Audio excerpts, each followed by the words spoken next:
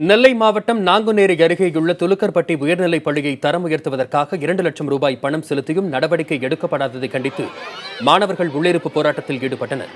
350க்கும் அதிகமான மாணவர்கள் பயிலும் துலுக்கர்பட்டி பள்ளியை மேல்நிலைப் பள்ளியாக தரம் உயர்த்த கடந்த 5 ஆண்டுகளுக்கு முன் ஊர் மக்கள் மாவட்ட நிர்வாகத்திடம் 2 லட்சம் ரூபாய் பணம் செலுத்தியுள்ளனர். ஆனால் இதுவரை பள்ளி தரம் உயர்த்தப்படவில்லை. ஒவ்வொரு ஆண்டும் பள்ளி தரம் உயர்த்தப்படும் என அதிகாரிகள் வாக்குறுதி அளிப்பதாகவும், ஆனால் அதற்கான எந்த நடவடிக்கையும் இதுவரை எடுக்கப்படவில்லை எனவும் மாணவர்கள் குற்றம் சாட்டுகின்றனர். மாவட்ட கல்வி அலுவலர் பேச்சுவார்த்தையில் உடன்பாடு ஏற்படாததால் பெற்றோர் மாணவர்களை வீட்டிற்கு அழைத்துச் சென்றனர்.